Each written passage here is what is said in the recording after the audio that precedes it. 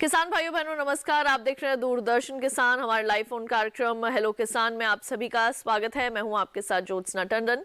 Hello किसान एक ऐसा कार्यक्रम है जिसमें हम आपके लिए एक ऐसे विषय लेकर आते हैं जिससे कि आपको पशुपालन में जो है वो सहायता मिल सके, और साथ ही कभी ऐसे विषय भी लेकर आते हैं जो कि खेती किसानी से संबंधित होते हैं जिससे कि आपको उनमें भी सहायता मिल सके।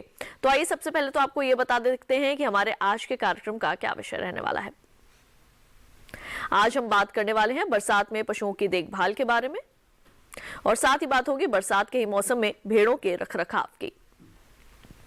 अगर आपके मन में इन दोनों ही विषयों के संबंध में कोई भी प्रश्न है, कोई भी शंका है, आप कुछ भी सवाल करना चाहते हैं तो आप हमें फोन कर सकते हैं हमारे टोल फ्री नंबर्स पर 1800113060, 1800113061। ये दोनों ही हमारे टोल फ्री नंबर्स हैं। जब भी आप इन पर फोन करेंगे आपका कोई भी पैसा, कोई भी शुल्क नहीं लगेगा। बस आप सभी से एक छोटा सा निवेदन है, जब भी आप हमें फोन करें अपने टीवी की आवाज को बिल्कुल बंद रखें जिससे कि विशेषज्ञों तक आपका जो प्रश्न है वो साफ आवाज में सुनाई दे पाए। आइए अब आपका परिचय करवा देते हैं हमारे विशेषज्ञों से। स्टूडियो में हमारे साथ मौजूद हैं डॉक्टर पाठक जी, जो कि हमें ज्यादा जानकारी देंगे बरसात के मौसम में किस तरह से पशुओं का रखरखाव करना चाहिए। और साथ ही हमारे साथ ऑनलाइन मौजूद हैं डॉक्टर राघवेंद्र सिंह जी, जो कि हमें ये बताएंगे कि किस तरह से बरसात के मौसम में आपने भेड़ों का रखरखाव करना है। आप दोनों का ही बहुत बहुत स्वागत है हमारे कार्यक्रम में। तो आइए कार्यक्रम में चर्चा की शुरुआत करते हैं और सबसे पहले रुख करते हैं डॉक्टर पाठक का। डॉक्टर पाठक, जैसे कि आज का हमारा विषय ही यही है कि किस तरह से बरसात के मौसम में पशुओं का रखरखाव करें, क्योंकि देश के अधिकतर हिस्सों में इस वक्त कहीं ना कहीं मूसलाधार बरसात भी हो रही है। तो ऐसे में किस तरह से देखरेख करनी चाहिए हमें अपने पशुओं की? हाँ, आपने ठीक कहा कि इस समय मानसून पूरे देश पर है और हर प्रदेश में और हर जगह बरसात हो रही है। और बरसात से जिस तरह से हम अपना ध्यान रख रहे हैं वैसे ही निश्चित रूप से हमें अपने पशुओं का, विशेष रूप से जो पशु दुधारू पशु हैं उनका हमें ध्यान रखना है। जिस तरह से हम अपने को बरसात में भीगने से बचाते हैं, तो सबसे पहले तो मैं यहीं से शुरुआत करूंगा कि जो हमारे पशुपालक हैं और किसान भाई हैं वो ये ध्यान रखें कि आपका पशु बरसात में कहीं रात में या दिन में भीगता हुआ बाहर न रह जाए। साथ ही साथ ये भी ध्यान रखें कि जो दूध देने वाले पशु हैं उनका दूध कहीं आप शाम को निकाल रहे हैं बाहर और वहाँ बरसात आ जाए। और तीसरी बात आपको ये भी ध्यान रखनी है कि जो छोटे बच्चे हैं पशुओं के, उनका भी बरसात के दिनों में विशेष ध्यान रखना होता है, क्योंकि वो जल्दी मौसम के बदलते रुख के साथ साथ वो जल्दी बीमार हो जाते हैं। जी बिल्कुल, और ये तमाम जो बातें हैं वो हम उनसे विस्तार से भी जानेंगे, कई और विषयों पर बातचीत करेंगे। लेकिन आइए पहले देखते हैं एक खास रिपोर्ट।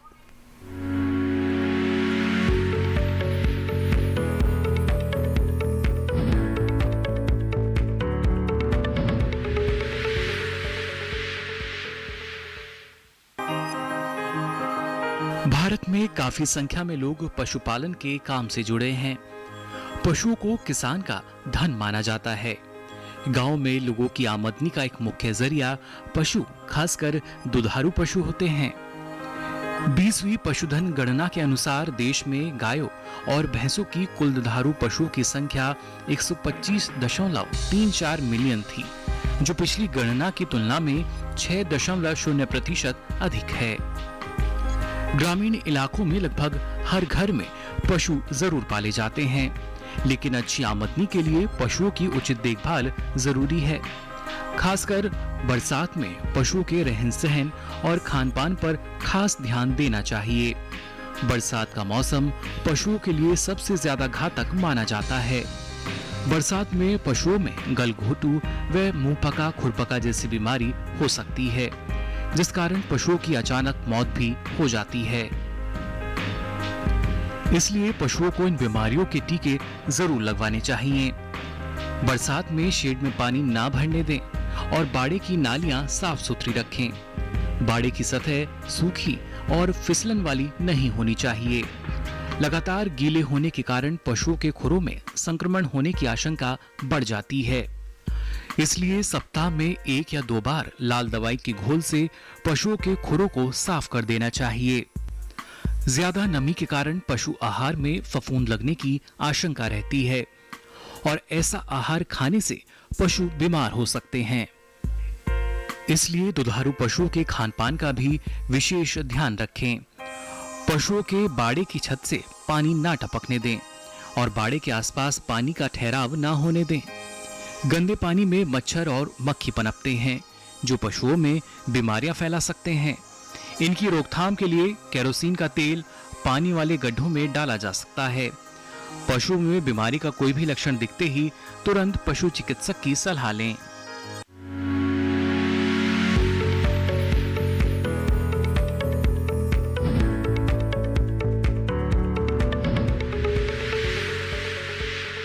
तो अभी आपने देखी एक खास रिपोर्ट और अब आइए रुक करते हैं डॉक्टर राघवेंद्र का।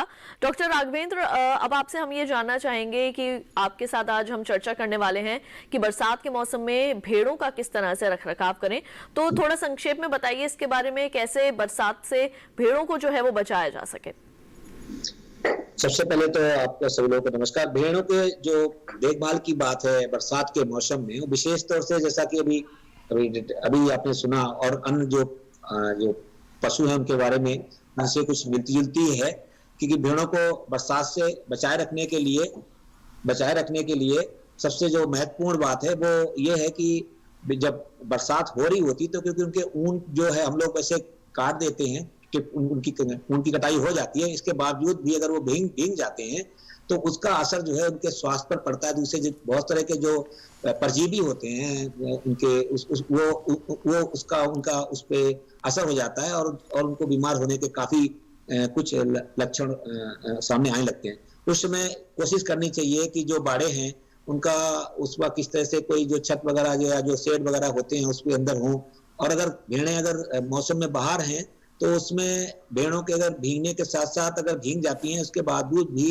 हमें ये ध्यान रखना चाहिए कि समय समय पर, जैसा कि बताया कि जो हमारे टीकाकरण के जो कार्य हैं वो बहुत जरूरी है। समय पे टीकाकरण देना अति आवश्यक है और उसके साथ में ही कुछ जो परजीवी होते हैं उनको भी हमें समय समय पर उनका जो दवाई है वो सामान्यतः से मार्केट में या बाजार में उपलब्ध है, फिर भी अपने जो समीप के जो डॉक्टर हैं उनसे संपर्क करके उसको दे देना चाहिए, जिससे कि पशु बीमार होने से बच जाए, जिससे उसका स्वास्थ्य जो है वो ठीक बना रहे। जी बिल्कुल, और इस विषय पर आपसे ज्यादा जानकारी जरूर लेंगे, लेकिन आइए सबसे पहले देखते हैं इसी पर आधारित हमारी एक विशेष रिपोर्ट।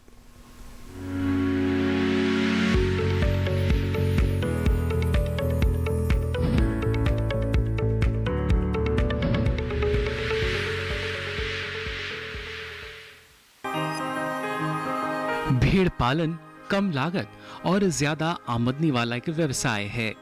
भेड़ से हमें ऊन तो मिलती ही है, साथ ही भेड़ की खाद भूमि को अधिक उपजाऊ बनाती है।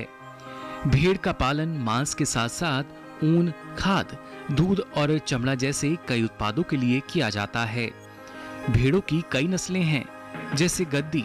ये भेड़ मध्यम आकार की सफेद रंग की होती है।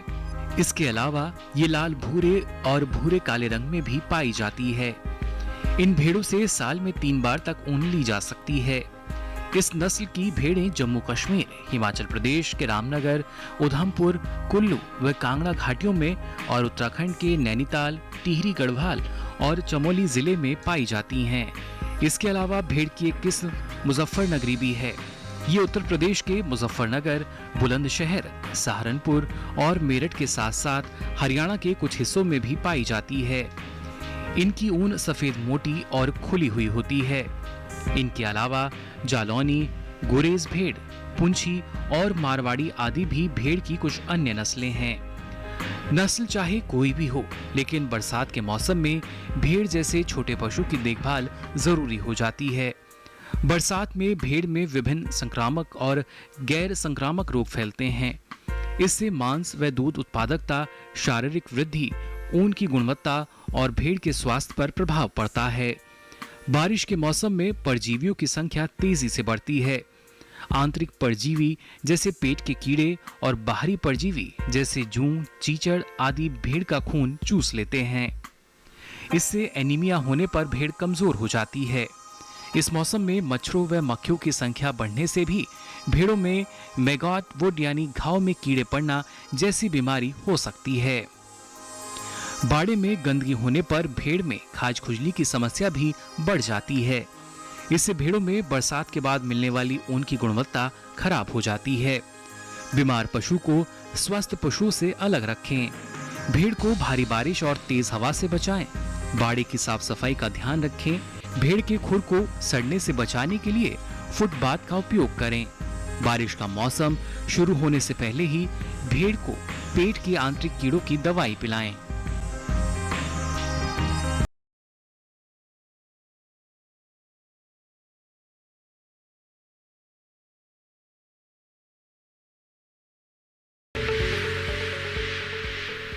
तो अभी आपने देखी है विशेष रिपोर्ट। आई कार्यक्रम में बढ़ते हैं आगे और अब एक बार फिर से रुक कर लेते हैं डॉक्टर पाठक का। डॉक्टर पाठक, अब सबसे पहले मैं आपसे यही जानना चाहूंगी कि किस तरह से आवास प्रबंधन जो है वो इस बरसात के मौसम में बेहद जरूरी होता है, खासकर हमारे दुधारू पशुओं के लिए। तो किस तरह का आवास जो है वो उनके लिए बनाना चाहिए जिससे कि वो बरसात के इस मौसम में उसके अंदर सुरक्षित रहे? देखो, बहुत सही बात आपने कही है कि पहले तो ज़रूरी है कि बरसात के मौसम में, वैसे तो हर मौसम में आवास पशु का बहुत आवश्यक होता है और अच्छा होना चाहिए, वैज्ञानिक तरीके से बना होना चाहिए, लेकिन बरसात के दिनों में, क्योंकि इस समय बरसात का मौसम है तो अपन बरसात की बात करेंगे। तो एक तो पहले तो पशुपालक भाई ये देख लें कि जहाँ पशु रखा है, जहाँ पशु को बांधते हैं या बाड़ा या घर या छत का जो भी बना रखा है, वो वहाँ पे हवा का आवागमन ठीक होना चाहिए। ऐसा नहीं होना चाहिए कि वहाँ हवा अंदर नहीं जाती हो, हवा का जिसे हम क्रॉस वेंटिलेशन होना चाहिए। साथ ही साथ उसमें पानी कहीं छत का नहीं टपकना चाहिए या बरसात का सीधा पानी अंदर न जाए। तीसरी बात ये भी देखें कि जो उसका फर्श है वो फर्श गीला ना रहे। विशेष रूप से हम दुधारू पशुओं की बात करें तो क्योंकि हम पक्का फर्श बनाते हैं, ज़्यादातर पशु पालक जो हैं, तो पक्का फर्श जो है चिकनाई वाला ना हो वहाँ पर, क्योंकि पशु जो है गोबर और मूत्र वहाँ करता है तो वहाँ से चिकनाई भी हो जाती है, वहाँ पर तो फिसलन हो जाती है, पशु को गिरने का डर रहता है। तो ये अगर आप चीज़ें रखेंगे, साथ ही साथ ये भी रखें कि जैसे हवा तेज चलती है, हवा के साथ भी बहुत सारे हमारे देश के हिस्से हैं जहाँ बरसात बहुत तेज हवा के साथ आती है, तो हवा के साथ पानी भी अंदर जाता है, बरसात का पानी अंदर चला जाता है। तो ये देखें, खिड़कियां बंद रखें, रात में भी खिड़कियों को बंद रखें और दरवाजों का ऐसी व्यवस्था करें कि पशु का आवागमन ठीक हो। दूध निकालते समय विशेष रूप से ध्यान देना है कि जो फर्श है, जो जहां पशु खड़ा है, वो दूध निकालने से पहले भी सफाई करी जाए और दूध निकालने के बाद भी उसको साफ किया जाए, ताकि मतलब कहने का तात्पर्य यहाँ यह है कि आवास ऐसा होना चाहिए जहां पशु आराम से रह सके, क्योंकि अगर वो वहाँ स्ट्रेस में रहेगा या परेशानी में रहेगा तो निश्चित रूप से उसका जो उत्पादन है या दूध उत्पादन है वो घट जाएगा या पशु बीमार भी हो सकता है। तो आवास ऐसा रखिए। अब तो वैज्ञानिक तरीके इतने आ गए हैं, हम लोग सिखाते रहते हैं, हमारे कृषि विज्ञान केंद्र हैं, बहुत सारे एनिमल हस्बेंड्री डिपार्टमेंट्स हैं, वो पशुपालकों को बताते हैं कि वैज्ञानिक तरीके से पहाड़ी क्षेत्रों में पशु का आवास कैसा होना चाहिए, मैदानी क्षेत्रों में कैसा होना चाहिए, जहां बरसात ज्यादा होती है जैसे दक्षिण भारत है तो वहां पे आवास कैसा होना चाहिए। तो इस तरह से आप उनकी मदद लें और आवास इस तरह के रखिए कि ताकि पशु वहां आराम से रह सके। जी बिल्कुल। और आइए अब रुक कर लेते हैं डॉक्टर राघवेंद्र का।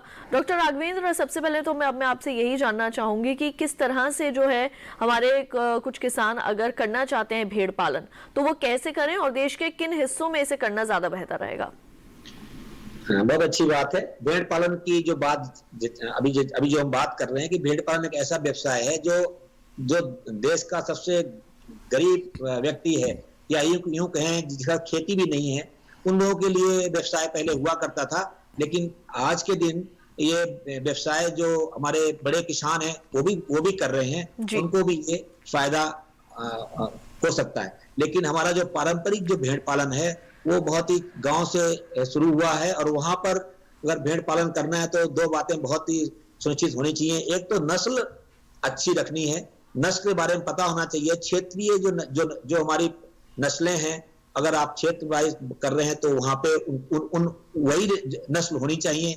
और अगर आप व्यावसायिक पालन कर रहे हैं तो निश्चित तौर पे जो हमारे संकर प्रजाति की जो और नस्लें हमारे संस्थान में या देश में हैं उनको आप पाल सकते हैं। जो प्रबंधन की बात करते हैं कि कैसे करा जाए, नस्ल के साथ साथ जो बात है उसमें कुछ जो प्रबंधन है, तकनीकियां जो हैं, जैसे कि भेड़ के जैसे सम्मत कालन की बात करते हैं हम, जहां पे ईस्टर सिंक्रोनाइजेशन की बात करते हैं, अगर वो करे तो उससे क्या है कि बहुत सा जो किसान, जो हमारे जो व्यवसायी किसान हैं, उनको बड़ा फायदा होता है। बिल्कुल, तो इसके साथ ही हम चर्चा को आगे जरूर बढ़ाएंगे, लेकिन फिलहाल वक्त हो गया है एक छोटे से ब्रेक का। जल्द लौटेंगे वापस, कहीं मत जाइए, देखते रहिए दूरदर्शन के साथ।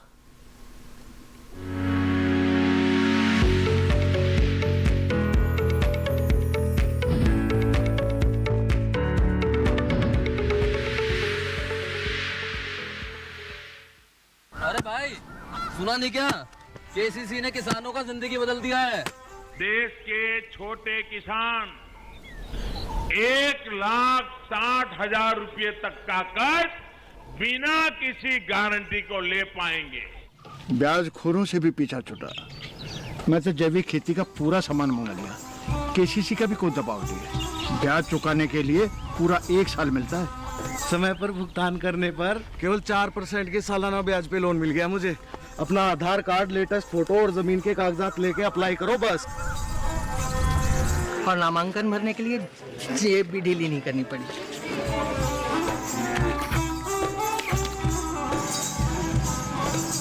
चाचा, उधार चुकाने के 24 घंटे के बाद उतने ही पैसे वापस निकाल सकते हैं। केसीसी ने किसानों की जिंदगी वाकई बदल दी है। तो आप भी किसान क्रेडिट कार्ड अपनाएं और सहजता से ऋण पाएं।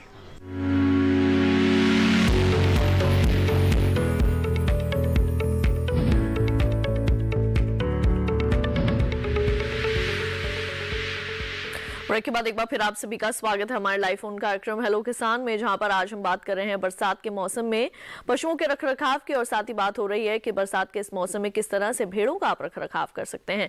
इन दोनों विषयों पर तमाम जानकारी देने के लिए हमारे साथ एक्सपर्ट्स मौजूद हैं। साथ ही आइए कार्यक्रम में शामिल करते हैं हमारे पहले दर्शक का फोन कॉल। अंकित जी ने हमें फोन किया है इस वक्त मध्य प्रदेश से, और आइए जानते हैं कि उनका सवाल क्या है। हेलो, अंकित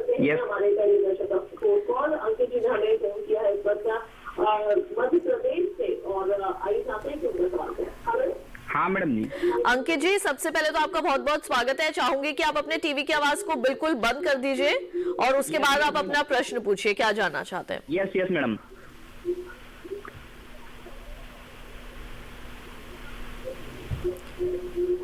जी अंकित जी, प्रश्न पूछिए अपना। मैडम जी, मैं ये पूछ रहा था, मध्य प्रदेश में गाय की कौन सी नस्ल अच्छी रहेगी? जी, मध्य प्रदेश में आप सीहोर से बात कर रहे हैं और वहां पर आप अच्छी गाय की नस्ल के संबंध में जानकारी लेना चाहते हैं। Yes madam. कोई और सवाल आपका? हाँ मैडम, एक और सवाल है, भेड़ की नस्ल के लिए पूछ रहा था। भेड़ की अच्छी नस्ल के लिए भी आप जानना चाहते हैं? Yes sir. बिल्कुल, तो डॉक्टर पाठक पहले आपसे शुरू करेंगे। अंकित जी, आपका मध्य प्रदेश के लिए साहिवाल और गिर, ये दो जो है दुधारू गाय हैं, इनको आप रखिए। अगर गाय की बात कर रहे हैं तो ये दो नस्लें पूरे मध्य प्रदेश में, और खासकर आपका जो सीहोर का क्षेत्र है वहाँ के लिए दोनों नस्लें बहुत अच्छी हैं, और ये दोनों गाय की नस्लें दुधारू हैं। और अगर आप भैंस पालन करना चाहते हैं तो मुर्रा नस्ल की भैंस रखिए। इन दोनों को रखेंगे तो आप इस व्यवसाय में बहुत ज़्यादा, मैं कहता हूँ हमेशा कि जो हमारे माननीय प्रधानमंत्री जी भी जो कह रहे हैं कि आत्मनिर्भर भारत बनाने में अंकित जी आप भी योगदान देंगे अगर आप देसी गौवंश और भैंस का पालन करते हैं तो। बिल्कुल, और डॉक्टर राघवेंद्र, अंकित जी ने आपके लिए भी एक सवाल यही रखा है कि भेड़ की अच्छी नस्ल कौन सी रहेगी मध्य प्रदेश के लिए?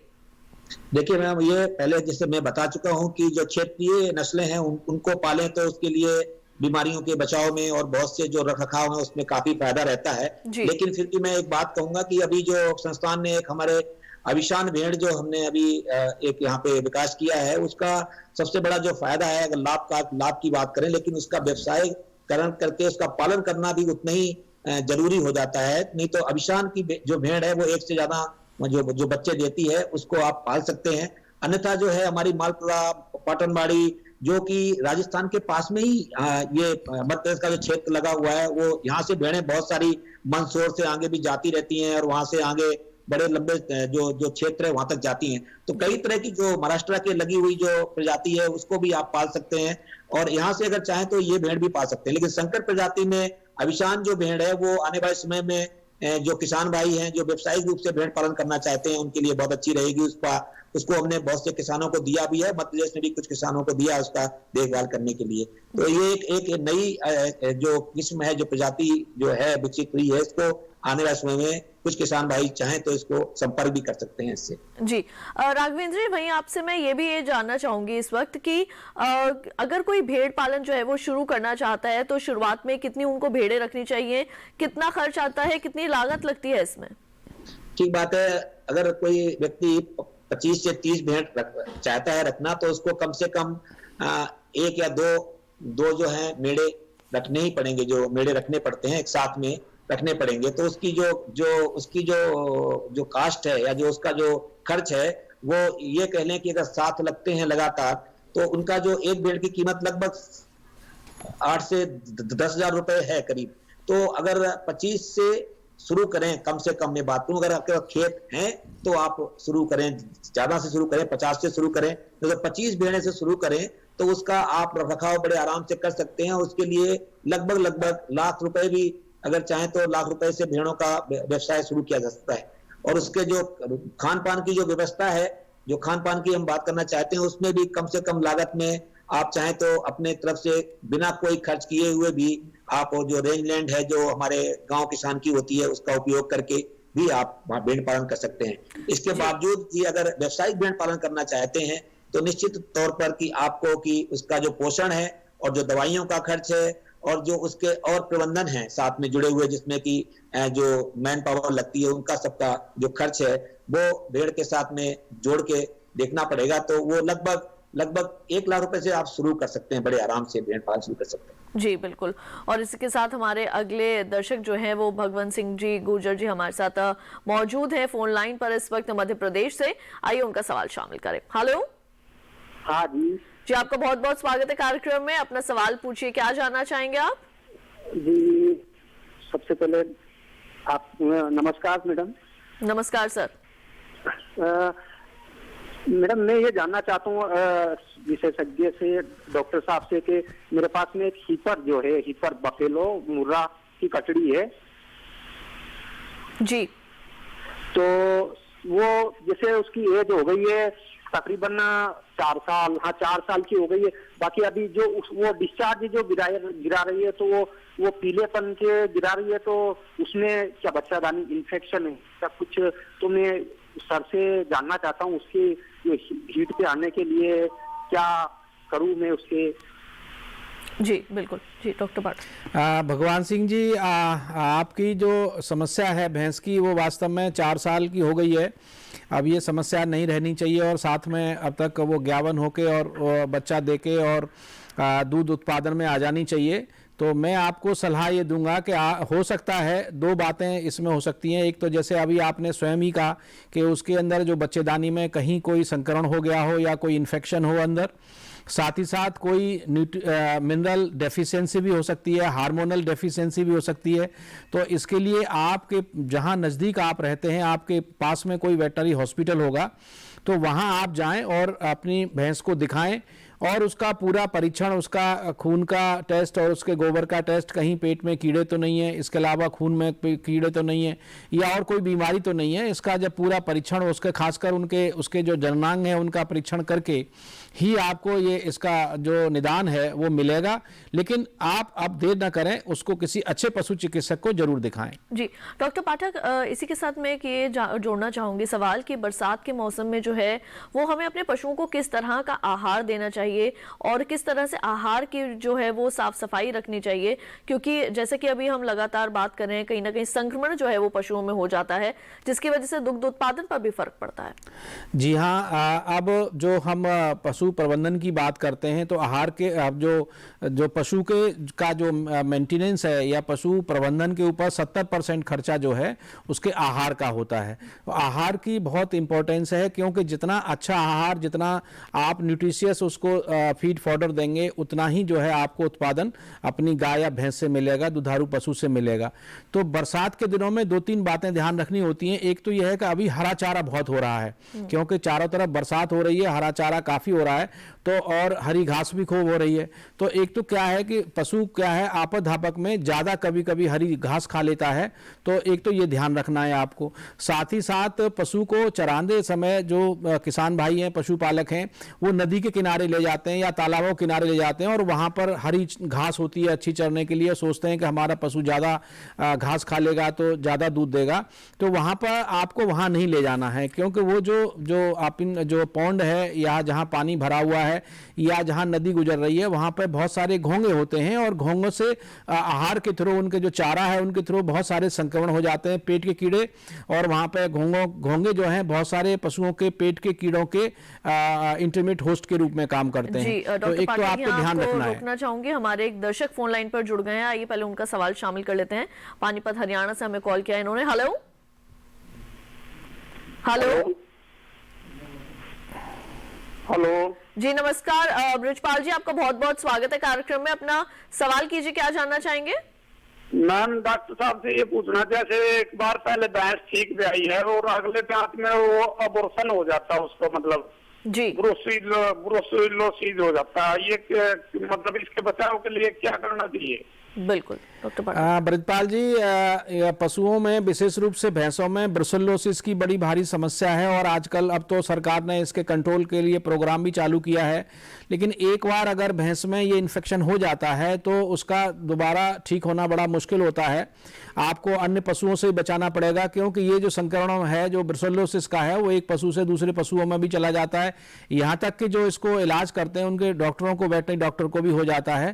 तो मुझे उम्मीद है कि आपने निश्चित रूप से दिखाया होगा भैंस को, पानीपत का जो हमारा पशु चिकित्सालय है वहाँ पर जाएं, उसका टेस्ट कराएं एक बार, और क्योंकि इसका वैक्सीनेशन भी इसका होता है तो आपने, हो सकता है आपने उसका वैक्सीनेशन कराया, अगर नहीं कराया है तो उसका वैक्सीनेशन जरूर करवा लें। जी मैं चाहूंगी आप अपनी जानकारी अब आगे बढ़ाइए, जिस विषय पे हम बात कर रहे थे संक्रमण को हाँ, लेकर। अब आपने, हाँ जी हाँ, तो मैं जो अपनी बात कह रहा था कि एक तो चारे, दूसरा ये है कि देखिए बरसात के दिनों में जब जो हमारे पशुपालक हैं वो चारे को, भूसे को जहाँ रखते हैं तो वहाँ ये ध्यान रखें कि वहाँ पानी नहीं जाए, वहाँ नमी नहीं जाए। फफूंदी बहुत हो जाती है आजकल इसमें, और ऐसे फफूंद वाला चारा अगर पशुओं को खिलाया जाएगा तो उससे उनके अंदर भी संक्रमण हो जाता है। तो कहने का तात्पर्य है कि अच्छा चारा दें, साफ चारा दें और पशु को जितनी आवश्यकता है, साथ ही साथ क्योंकि बरसात के दिनों में पशु का हमें दुग्ध उत्पादन भी नहीं कम होने देना है, तो उसको कंसंट्रेट दें, उसको मिनरल मिक्सचर दें। और मिनरल मिक्सचर की जब भी मैं इस प्रोग्राम में आता हूं हमेशा इस बात पर जोर देता हूं, और अभी हमारे ब्रजपाल जी भी जो बात कर रहे थे कि पशुओं में मिनरल मिक्सचर डेफिशिएंसी हमको पता नहीं चलती है, लेकिन वो डेफिशिएंसी हो जाती है, और मिनरल मिक्सचर को देने से आपके पशु की उत्पादकता, ये आप ध्यान रखें कि 10% बढ़ जाती है। और मिनरल मिक्सचर भी हर क्षेत्र के हिसाब से है। अब पहले ऐसा होता था कि तमिलनाडु के लिए भी पशु के लिए वही मिनरल मिक्सचर था, पंजाब के लिए, अब उसको हम एरिया स्पेसिफिक मिनरल मिक्सचर कहते हैं। तो एरिया स्पेसिफिक मिनरल मिक्सचर बाजार से लाइए, जो पशु ज्ञावन है या जो पशु ज्ञावन होने के उस पर हैं उनको मिनरल मिक्सचर जरूर दें। हार्मोनल इम्बैलेंस के साथ साथ अगर हो रहा है उसमें तो मिनरल मिक्सचर जरूर दिया जाना चाहिए। तो मिनरल मिक्सचर अगर आप दे रहे हैं तो दूध उत्पादन कम से कम 10% बढ़ जाएगा। हरे चारे की मात्रा को ध्यान रखें और साथ में हरा चारा और भूसे का मिला के एक जो है जिसको हम कहते हैं कि बैलेंस डाइट, तो बैलेंस डाइट अगर आप दोगे तो निश्चित रूप से, एक तो बरसात के दिनों में वैसे शरीर के ऊपर स्ट्रेस होता है पशु के ऊपर, तो आपको उस स्ट्रेस से बचाने के लिए पशु को न्यूट्रिशनल अच्छा चारा देना है, बैलेंस चारा देना है, और मिनरल मिक्सचर उसके लिए बहुत आवश्यक है। जी बिल्कुल। हमारे अगले कॉलर जो है वो राजकोट से जुड़े हैं हमारे साथ, राजू भाई जी, आइए उनसे उनका सवाल पूछते हैं। हेलो। हाँ जी मैम, मैं चावड़ा राजू भाई, गुजरात राजकोट से बोल रहा हूँ। जी आपका बहुत बहुत स्वागत है कार्यक्रम में, अपना सवाल पूछिए, क्या जानना चाहेंगे आप? मैडम पहले तो मैं आपकी टीम को धन्यवाद करना चाहता हूँ, आप बड़े काम से काम कर रहे हैं। अच्छा जी, बहुत बहुत शुक्रिया, और हम उम्मीद करेंगे कि आप तक जो जानकारी पहुंचे उससे आप लोगों को जरूर लाभ मिल रहा होगा। हाँ जी मैम। जी प्रश्न पूछिए अपना।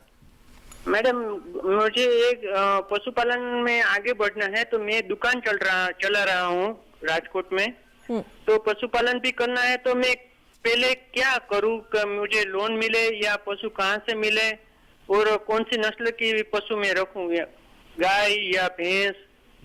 जी बिल्कुल, और आपके प्रश्न का उत्तर यहाँ पर हम जरूर दिलवाएंगे हमारे विशेषज्ञों से। आप कार्यक्रम को लगातार देखते रहिए। फिलहाल वक्त हो चला एक छोटे से ब्रेक का, जल्द लौटेंगे वापस और राजू भाई जी का जो प्रश्न है उसका उत्तर हम यहाँ पर जरूर दिलवाएंगे। देखते रहिए दूरदर्शन के साथ।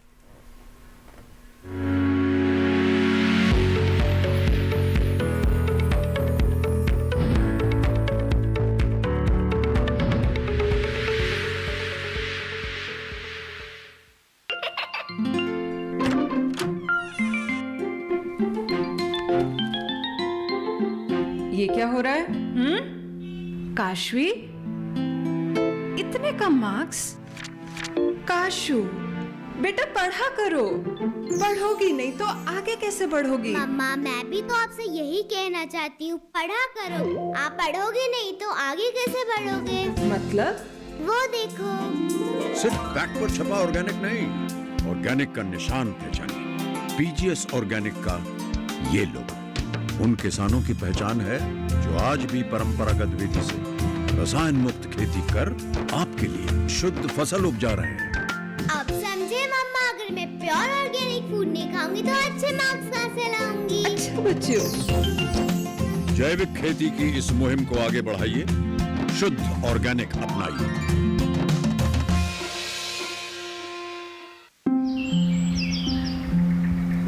अरे अरे अरे क्या कर रहा है? इधर इधर इधर, हम बोल रहे हैं तेरे बीजू का। उतला बोल रहा है? हाँ, पक्षियों से तो हम खेत को बचा लेते हैं, पर इन घातक रसायनों से कैसे बचाएं? मतलब? देख बेटा, तू जो ये अंधाधुंध रसायन मिलाता है ना, मिट्टी की सेहत बिगड़ने लगी है, और जब माटी ही कमजोर पड़ जाएगी तो उपज कैसे सेहतमंद होगी? अरे पहले ऐसा नहीं था, पूछना अपने बड़े बुजुर्गों से, कैसे फसल लहलहाती थी, शुद्धता झलकती थी। हाँ, माटी भी तंदुरुस्त और लोग भी। अब पहली वाली बात कहाँ? पर अब तो सभी डाले हैं। सब नहीं, आज भी लाखों जागरूक किसान परंपरागत विधि से फसल उगा रहे हैं, खर्चा कम और उपज की कीमत भी बेहतर पा रहे हैं। ठीक है भाई, मैं भी आज से जैविक खेती शुरू करूंगा। माटी से प्रेम की परंपरा है परंपरागत खेती।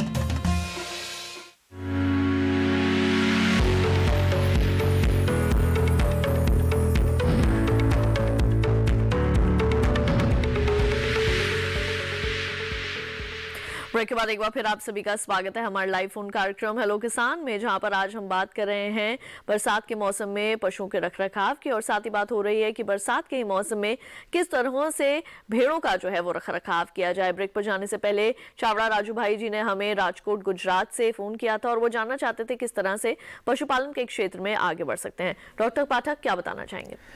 राजू भाई, आप तो कैसे प्रदेश से हो और विशेष रूप से आप राजकोट से बोल रहे हैं, तो जो प्रदेश जो है पशुपालन के लिए जाना जाता है, दुग्ध उत्पादन के लिए जाना जाता है, गुजरात प्रदेश एक ऐसा प्रदेश है जहां बहुत अच्छी नस्ल की गाय, देसी गाय जिसे हम गिर गाय कहते हैं, वो पाई जाती है। आपके यहाँ भैंस, महसाना भैंस जो है पाई जाती हैं। तो आपका जो विचार है कि आप जो व्यवसाय कर रहे हैं वो पशुपालन को अपनाना चाहते हैं, जो आप व्यवसाय कर रहे हैं उसके साथ साथ अच्छी बात है। तो आपको मैं सलाह दूंगा कि सबसे पहले तो आप ये सोचिए कि आप कितना बड़ा जो है व्यवसाय करना चाहते हैं। क्या 10 भैंसें, 10 गाय, 20 गाय, 50 गाय के साथ प्रारंभ करना चाहते हैं? गाय की नस्लों के बारे में मैंने बता दिया। आपके लिए गिर गाय जो है सबसे बढ़िया है, क्योंकि आपके प्रदेश में भी पाई जाती है, वहीं प्रकृति ने उसको विकसित किया है और दूध के हिसाब से बहुत अच्छी गाय है, उसका दूध का पैसा भी अच्छा मिलता है। भैंस पालन भी कर सकते हैं। प्रोजेक्ट बनाने के लिए आप अपने राजकोट का जो कृषि विज्ञान केंद्र है, हमारा विश्वविद्यालय है, वहाँ से संपर्क करें, या आनंद में एग्रीकल्चर यूनिवर्सिटी है वहाँ बात कर सकते हैं, और उनसे बात करके आप उनसे एक छोटा सा प्रोजेक्ट बनवाइए। प्रोजेक्ट के साथ साथ आपको अगर लोन लेना है तो लोन की सुविधा भी मिलती है। अपने विभाग से बात करना पड़ेगा, पशुपालन विभाग से बात करिए। और ये व्यवसाय में आपको इतना जरूर कह सकता हूँ कि ये बहुत अच्छा व्यवसाय है। ग्रामीण अर्थव्यवस्था की रीढ़ की हड्डी जो है पशुपालन है और हमारा डेयरी है, लेकिन उसके लिए जरूरी है कि आप वैज्ञानिक तरीके से उसे करें और अच्छी नस्ल की गाय, अच्छी नस्ल की भैंस रखेंगे तो निश्चित रूप से जो है राजू भाई आपको व्यवसाय लाभ देगा। बिल्कुल, तो हम उम्मीद करेंगे कि ये तमाम जानकारियां राजू भाई आपके जरूर काम आएंगी। अब आइए रुक कर लेते हैं डॉक्टर राघवेंद्र का। डॉक्टर राघवेंद्र, अब मैं आपसे ये जानना चाहूंगी कि बरसात के मौसम में आमतौर पर भेड़ों को किस प्रकार के रोग जो हैं वो लगने का खतरा रहता है और किस तरह से जो है भेड़ पालक इसका उपचार कर सकते हैं? तो अच्छी बात है। भेड़ की जब बात करते हैं स्वास्थ्य की, तो जो बरसात के समय में सबसे बड़ी बात जो भी बात कर रहे थे कि जो मौसम में जो बरसात होती है उस समय जो घास वगैरह हरी हो जाती है, उसके साथ भेड़ें जो जब हम जाते हैं मैदानी क्षेत्रों में, तो भेड़ों के साथ जो घास के साथ बहुत से परजीवी, अगर भेड़ सही नहीं है तो बहुत से परजीवी भी अंदर चले जाते हैं। एक तो वो बहुत जो है बड़ा विषय रहता है इनके लिए, किसानों जो हमारे भेड़ पालक भाई हैं उनके लिए। और उसके लिए उनको समय समय पे जो ड्रेंचिंग करते हैं, जैसे कहते हैं ना कि हम कभी कभी समय समय पे उनको इसका ये जो दवाई है वो देनी चाहिए, फीताक्रम वगैरह, जो बहुत सारे परजीवी होते हैं। साथ में बहुत सारे कभी कभी विषाणु जनित बीमारियां भी होती हैं, कभी कोई जो जीवाणु जनित बीमारियां हैं वो भी बरसात के मौसम में काफी हो सकती हैं। उसके लिए विषय विशेष ये है कि जो भी हमारे भेड़ पालक भाई हैं उनको समय के अनुसार से, बहुत बड़ी बात मैं फिर पुनः कहूंगा कि समय के अनुसार से टीकाकरण जरूर करवाएं। और कुछ जो बीमारियां हैं विषाणु चाहे उसमें पड़ के, बहुत सारे ऐसी बीमारियां हैं जो विषाणु जनित होती हैं, उनके टीकाकरण की व्यवस्था सुनिश्चित करवाएं। और जो परजीवी होते हैं उसके लिए भी जो दवाइयां हैं समय अनुसार, जो कैलेंडर हमारे संस्थान ने विकास किया है, एक वार्षिक चक्र का कैलेंडर है, उसके अनुसार से आप अगर चाहें तो यहाँ से संपर्क कर सकते हैं। और हमारे संस्थान से संपर्क करने के बाद मौसम के समय में भेड़ों में किस तरह के टीकाकरण और किस तरह से और जो बीमारियां आंतों में और जो परजीवी के रूप में हो जाती हैं उनका निदान किया जा सकता है बड़े आराम से। बस समय का जो चक्र का जो उपयोग है वो समय अनुसार करना पड़ेगा। बिल्कुल, तो हमारे आज के कार्यक्रम में हम बात कर रहे हैं बरसात के मौसम में पशुओं के रखरखाव की और बरसात के मौसम में भेड़ों के रखरखाव की। अगर आपके मन में भी कोई प्रश्न है तो आप हमें फोन कर सकते हैं हमारे टोल फ्री नंबर्स पर 1800113060 और 61, ये दोनों ही हमारे नंबर हैं। जब भी आप इन पर फोन करेंगे आपका कोई भी शुल्क, कोई भी पैसा नहीं लगेगा। हमेशा एक बात का ध्यान रखिए कि जब भी आप हमें फोन करें अपने टीवी की आवाज को बिल्कुल मध्यम रखें, जिससे कि आपका प्रश्न जो है वो हम तक साफ आवाज में सुनाई दे पाए। डॉक्टर पाठक, अब मैं आपसे ये जानना चाहूंगी कि पशुओं में, खासकर दुधारू पशुओं में लगने वाला एक बहुत ही एक रोग है जो जानलेवा भी जो है वो साबित हो सकता है हमारे जो पशु हैं, दुधारू पशु हैं उनके लिए, और वो है थनैला रोग। किस तरह से उससे रखरखाव करें, कैसे उससे बचाव करें? देखो, जो दूध देने वाले पशु गाय और भैंस में उनका एक ये मुख्य रोग है थनैला, जिसको इंग्लिश में मस्टाइटिस भी कहते हैं। ये जो है अगर हमने ध्यान नहीं दिया और उसका संक्रमण हो जाता है थनों का, आडर का, और तो इसके लिए पहले तो मैं ये बता दूं कि इससे बचें कैसे। तो जो दूध जो देने वाले पशु हैं, जहां हम जिनको रखते हैं, दूध निकालते समय ये ध्यान रखना है कि वहां संक्रमण न हो और पशु का दूध निकालने के बाद पशु जो है आधा घंटे तक जमीन पर न बैठे, क्योंकि जिस समय दूध निकाल लिया जाता है तो दूध निकालते समय उसके जो टीट्स हैं, जो थन हैं, उनके छिद्र खुले रहते हैं। और अगर पशु बैठ जाता है जमीन पर, क्योंकि जमीन पर गौमूत्र या मूत्र या गोबर भी रहेगा, गोबर चाहे भैंस हो चाहे वो, तो उससे जो संक्रमण होने के, क्योंकि जो मस्टाइटिस या थनैला रोग है एक ये बहुत सारे बैक्टीरियाओं के द्वारा होता है, जीवाणुओं के द्वारा होता है। और इसमें शुरुआत जो है एक थन से होती है, बाद में धीरे करके 2 थन प्रभावित हो जाते हैं, 3 थन प्रभावित हो जाते हैं, फिर 4था थन प्रभावित हो जाता है और धीरे धीरे करके उसके चारों थन जो है में फाइब्रोसिस हो जाती है, यानी वो बहुत सख्त हो जाते हैं और उनसे दूध निकलना बंद हो जाता है। तो इसमें जो है जो उत्पादन है वो कम हो जाएगा। तो हमें यह ध्यान रखना है कि पशु तुरंत दूध निकालने के बाद नीचे नहीं बैठे। दूध निकालने से पहले पशु के थन को और टीट्स को अच्छी तरह जो है गुनगुने पानी से धोएं, कपड़े से साफ रखें। अपने हाथ भी जो है, जो दूध निकालने वाले हैं, चाहे महिला है या पुरुष है, वो अपने हाथ का भी अपना भी ध्यान रखें कि उनसे कहीं गंदगी, हाथों में गंदगी न हो। बर्तन भी साफ हो ताकि दूध की क्वालिटी जो है खराब न हो या दूध जल्दी खराब न हो जाए। तो मस्टाइटिस का अभी तक कोई टीका उपलब्ध नहीं है, लेकिन मस्टाइटिस का बचाव ही सबसे बड़ा इलाज है। और अगर फिर भी किसी पशुपालक के किसी पशु को मस्टाइटिस हो जाती है तो अर्ली स्टेज में अगर हो जाता है तो आप स्वयं अपना इलाज न शुरू करें। बहुत सारे पशुपालक क्या करते हैं कि अपना इलाज शुरू कर देते हैं और इसकी पहचान ही होती है कि जब दूध निकालते हैं तो दूध में थोड़ा सा खून आने लगता है। तो खून आने लगेगा तो पशुपालक क्या करते हैं, वो अपने देसी नुस्खे अपनाने लगते हैं। तो मैं आप लोगों को सलाह दूंगा कि ये न करें। आप तुरंत एक पशु चिकित्सक के जाएं और उस अपने पशु को दिखाएं। तो आपका अगर एक टीट खराब हो गया किसी वजह से तो जो बाकी जो 3 थन है वो आप बचा सकते हैं। बिल्कुल। और इसी के साथ आइए एक और दर्शक का कॉल शामिल करते हैं। केवल राम जी हमारे साथ खंडवा मध्य प्रदेश से मौजूद हैं फोन लाइन पर। आइए जानते हैं उनका सवाल क्या है। हेलो हेलो, केवल राम जी, आपका बहुत बहुत स्वागत है हमारे लाइव फोन कार्यक्रम में। अपना प्रश्न पूछिए, क्या जानना चाहेंगे आप? हाँ मैडम, मैंने ये गाय वगैरह को क्रॉसिंग 2-3 बार करवा दिया, उसके बाद भी वो टिक नहीं पा रहा है। अस्पताल से करवाया है जी। तो डॉक्टर पाठक, केवल राम जी, दो बातें हो सकती हैं। आपने एक अच्छी बात बताई कि आपने जो एआई कराई है वो हॉस्पिटल से कराई है, तो हो सकता है कि आपकी जो गाय है उसके अंदर कोई हार्मोनल कोई डेफिशिएंसी हो, हार्मोन्स की कुछ कमी हो। हाँ सर। हाँ, तो निश्चित रूप तो मैं आपसे सलाह दूंगा कि आप वहाँ वापस उसी अस्पताल में जाइए और वहाँ के डॉक्टर से जो है कहिए और उनको दिखाइए। एक बार गाय को दोबारा फिर दिखाना जरूरी है, क्योंकि बार बार वो रिपीट ब्रीडिंग हो रही है और बार बार जो है आपका भी नुकसान हो रहा है, आपको जाना भी पड़ता है। तो इसलिए आप जो है गाय का स्वास्थ्य परीक्षण जरूर कराइए। बिल्कुल। और इसी के साथ आइए रुक करते हैं डॉक्टर राघवेंद्र का। डॉक्टर राघवेंद्र, क्योंकि आज का विषय यही है बरसात के मौसम में भेड़ों का रखरखाव, इसी को देखते हुए किस तरह का भेड़ों के लिए आवास जो है वो होना चाहिए, कैसे आवास में भेड़ों को रखना चाहिए बरसात के मौसम में? बहुत अच्छी बात है। जो मैदानी क्षेत्र हैं, देखिए भेड़ों का कोई विशेष तौर से पहले जो पारंपरिक जो भेड़ पालन है उसमें भी पहले जो अभी भी आज के दिन भी जो गांव हैं वहां पर जो पारंपरिक भेड़ें पालते हैं, उनके जो घर हैं उनके साथ में जो छप्पर होते हैं वो उसमें पालते हैं अभी भी जो व्यवस्था है। लेकिन अगर हम व्यावसायिक भेड़ की पालन की बात करें तो एक विशेष प्रबंधन के साथ में जो शेड की व्यवस्था की जानी चाहिए।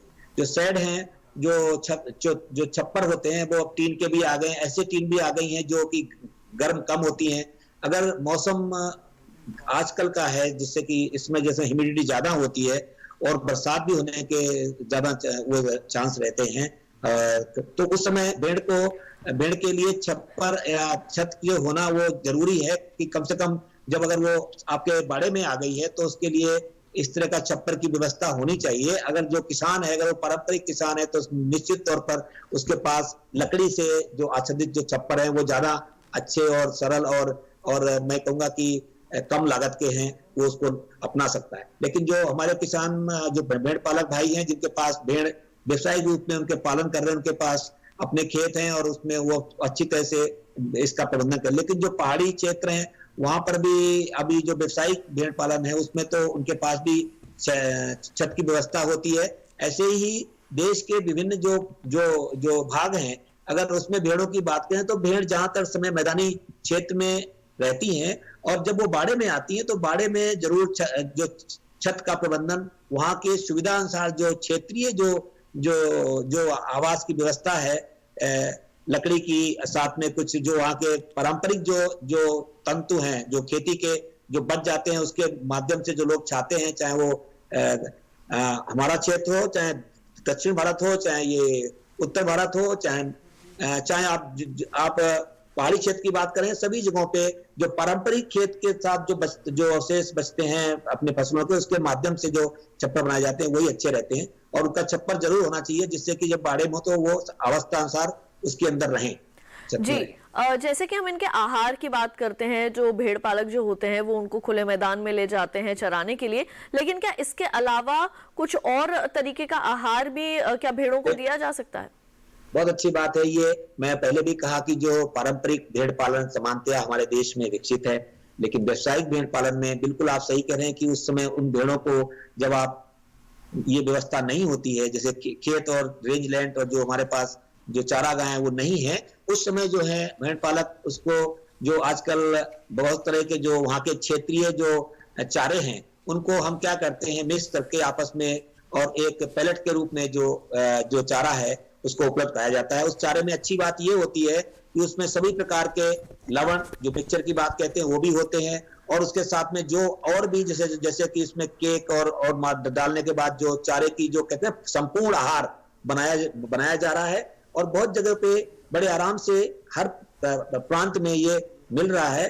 तो किसान भाई चाहे तो उसको भी लेकर उस चारे के माध्यम से बरसात के समय में अपने बाड़े में रहकर ही भेड़ों का चारे का प्रबंधन कर सकते हैं। बिल्कुल, इसी के साथ चर्चा को आगे जरूर बढ़ाएंगे। फिलहाल वक्त हो चला एक और छोटे से ब्रेक का, जल्द लौटेंगे वापस। देखते रहिए दूरदर्शन के साथ।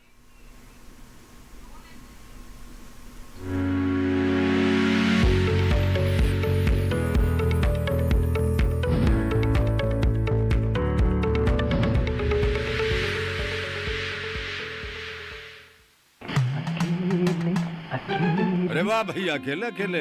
अरे तू भी ले, पर खाएगा कैसे? मैं ऑर्गेनिक खेती की बात कर रहा रे बेटे। अकेले अकेले खेती कब तक करेगा? मतलब गांव में 20-25 किसानों का समूह बना के पंजीकरण करवा ले, फिर सरकारी ट्रेनिंग भी मिलेगी और मुफ्त जैविक बीज खाद भी। फिर बीजीएस ऑर्गेनिक की सरकारी मोहर के साथ तेरी उपज आकर्षक पैक में पहुंचेगी बड़े बाजार तक। अच्छा? हाँ। अरे भाई कहाँ चल दिया? सबको साथ लाने, आमदनी बढ़ाने। तो किसान भाई समझ गए ना? साथ मिलकर ऑर्गेनिक खेती कीजिए, अपनी परंपरा को आगे बढ़ाइए, ज्यादा मुनाफा कमाइए। माटी से प्रेम की परंपरा है, परंपरागत खेती।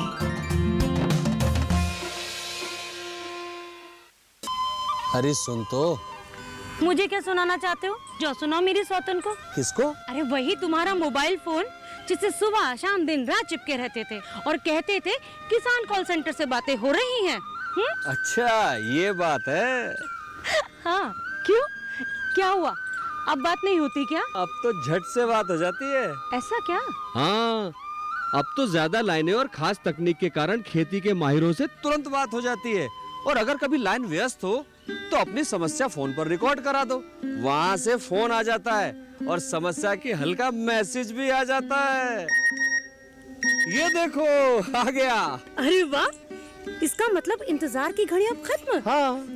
तभी मैं सोचूं कि आजकल मुझ पर इतना प्यार क्यों आ रहा है। कृषि संबंधी समस्याओं का अपनी भाषा में तुरंत हल पाने के लिए पूरे भारत में किसी भी फोन से हेल्पलाइन नंबर पर संपर्क करें। किसानों का दोस्त किसान कॉल सेंटर।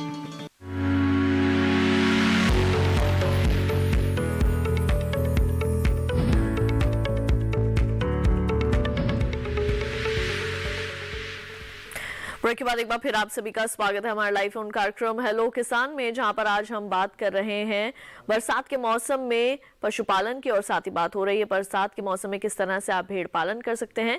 आइए इसी के संबंध में हमारे एक दर्शक फोन लाइन पर मौजूद है, उनका कॉल शामिल करें। गोपाल प्रसाद जी ने हमें इस वक्त फोन किया है गुना मध्य प्रदेश से। आइए जानते हैं उनका सवाल क्या है। हेलो। हाँ जी गोपाल जी, आपका बहुत बहुत स्वागत है कार्यक्रम में। अपना सवाल पूछिए, क्या जानना चाहेंगे सर? हाँ नमस्कार जी मैडम। जी नमस्कार, सवाल पूछिए। मैं गोपाल प्रसाद लोधा, भारतीय किसान संघ तहसील अध्यक्ष बमूरी से बात कर रहा हूँ। जी मेरे को दूध डेयरी के बारे में जानकारी चाहिए और भैंस प्लस गाय साहिवाल, इसके लिए मुझे कहाँ संपर्क करना पड़ेगा, क्या प्रोसेस है? जी डॉक्टर पाठक। गोपाल प्रसाद जी, आप गुना से बोल रहे हैं और आपके नज़दीक में ग्वालियर में जो है कृषि विश्वविद्यालय है। आपको मैं ये कहना चाहूँगा कि आप वहाँ विश्वविद्यालय से संपर्क करें। उनका कृषि विज्ञान केंद्र आपके पास भी है, मुरैना भी है। आप उनसे बात करें और अपनी जो आप जो सोच रहे हैं, मैं उस सोच को आपको आगे बढ़ाने के लिए आपको प्रोत्साहित करूंगा कि आप गाय पालन और देसी गाय पालन जरूर करें। आपका क्षेत्र साहिवाल नस्ल की गाय के लिए बहुत अच्छा है, साथ ही साथ मुर्रा नस्ल की भैंस भी पाल सकते हैं। लेकिन ये प्रारंभ करने से पहले वैज्ञानिक तरीके से कृषि विज्ञान केंद्र और जो मैंने आपको विश्वविद्यालय बताया ग्वालियर का, वहाँ जाकर एक हफ्ते का एक प्रशिक्षण दिया जाता है। गोपाल प्रसाद जी, वो प्रशिक्षण जरूर ले लीजिएगा और वैज्ञानिक तरीके से अगर आप ये व्यवसाय अपनाएंगे तो निश्चित रूप से आपको ये व्यवसाय बहुत अच्छा फायदा देगा, रोजगार भी उपलब्ध कराएंगे, खुद भी रोजगार पाएंगे और साथ में अपने क्षेत्र के लोगों को भी रोजगार देंगे। बिल्कुल। वहीं डॉक्टर पाठक, इसी के साथ एक सवाल मैं यहाँ पे आपसे और जोड़ना चाहूंगी एफएमडी को लेकर कि एफएमडी की समस्या कई बहुत बार जो है वो हमारे दुधारू पशुओं में जो है वो देखी जाती है। किस तरह से उससे बचाव कर सकते हैं और सरकार किस तरह के कदम उठा रही है इसमें? देखो, जो FMD foot and mouth disease, जिसको हम खुरपका मुंह पका रोग कहते हैं, ये हमारे देश की बहुत बड़ी समस्या है। और जो दुधारू जो हमारे जानवर हैं, भैंस और गायों में की ये बहुत बड़ी बीमारी मानी जाती है। लेकिन मैं आपको बताना चाहूँगा, दर्शकों को बताना चाहूँगा कि पहली दफ़े हिंदुस्तान में स्वतंत्रता प्राप्ति के बाद पहली दफ़े सरकार ने, भारत सरकार ने एफएमडी और ब्रुसेलोसिस, ये दो बीमारियां हैं जो जिनकी वजह से हमारे दूध की उत्पादकता कम होती है या प्रभावित होती है। तो भारत सरकार ने पहली दफ़े एफएमडी और ब्रुसेलोसिस इनका कंट्रोल प्रोग्राम लॉन्च किया है और इसके माध्यम से पूरे देश के पशुओं को जो है वैक्सीनेशन किया जाएगा। वैसे भी एफएमडी का जो वैक्सीनेशन है वो किसानों को, पशुपालकों को उसका पैसा नहीं देना पड़ता है, वो फ्री ऑफ कॉस्ट होता है। और मुझे उम्मीद है क्योंकि आज बरसात की बात हो रही है तो किसान पशुपालक भाइयों से मैं कहना चाहूंगा कि हो सकता है आपने ये जरूर एफएमडी का वैक्सीनेशन करा लिया होगा, अगर नहीं कराया है तो जरूर कराएं। साथ ही साथ एचएस वैक्सीनेशन जरूर करा लें, बीक्यू का जरूर करा लें। और ये जो भारत सरकार का जो योजना है जिसमें सभी 100% जो है पशु अपने देश के इसमें कवर होने हैं। पहली बार स्वतंत्रता प्राप्ति के बाद पहली दफे पशुओं के डिसीज कंट्रोल प्रोग्राम का यह प्रोग्राम लॉन्च किया गया है, जिसका उद्देश्य अपने देश के पशुओं को स्वस्थ बनाना है। बिल्कुल। और ये चलते चलते एक बार फिर से रुक कर लेते हैं डॉक्टर राघवेंद्र का। डॉक्टर राघवेंद्र, अब मैं आपसे ये जानना चाहूंगी कि भेड़ पालन से किस तरह से जो किसान है वो अपनी आमदनी को कैसे दोगुना कर सकते हैं, इसके बारे में क्या जानकारी देंगे? मैं ये कहूंगा कि भेड़ पालक जो भाई हैं, अगर वो अपनी आमदनी को पारंपरिक तरीके से भेड़ पालन करते हुए बढ़ाना चाहते हैं तो ये ध्यान रखना पड़ेगा कि जो मेमने पैदा होते हैं उनको पैदा होने से और जो 3 महीने से और 4 या 5 महीने के बीच में उनके समय का जो पोषण है उसको ध्यान रखते हुए अगर आप उनका प्रबंधन करें और उसको सही समय पे बाजार में निकाल दें तो एक तो लागत कम लगती है और दूसरा क्या है कि आपको उसका आमदनी होने का फायदा रहता है। इसमें जो संस्थान ने, मैं संस्थान की बात इसलिए कर रहा हूं कि संस्थान ने इसमें जो तकनीकी विकसित की है उसको हम सममदकालन कहते हैं। अगर हम अपने जो भेड़ पालक भाई हैं अगर इस तकनीकी का उसको अपना लें तो एक साथ में समय अनुसार और इच्छा अनुसार, समय अनुसार मैं ये कहूंगा कि आपको लगता है कि भाई इस समय में हमारे मेमने होने चाहिए जिसमें लागत भी कम हो, रोग भी कम हो, तो उसके अनुसार से। और ये भी इच्छा का मतलब है कि मान लो कौन सी प्रजाति की भेड़ के मेमने जो आपको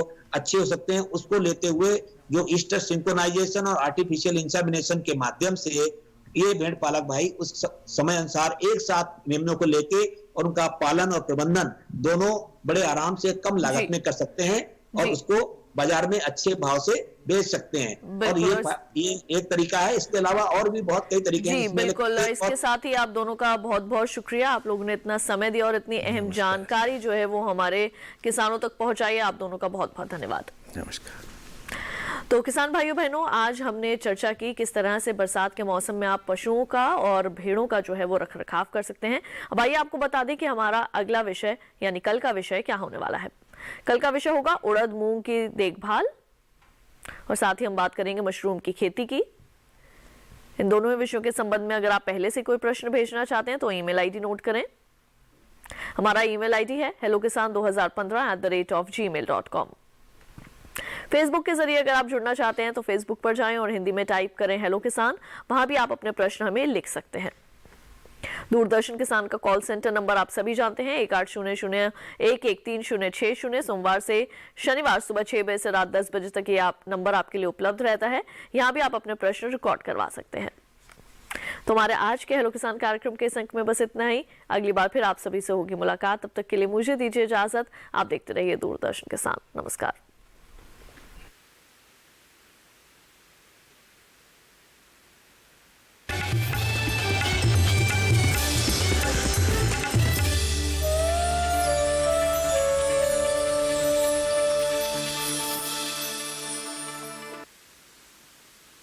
परेशानी तो ना होती।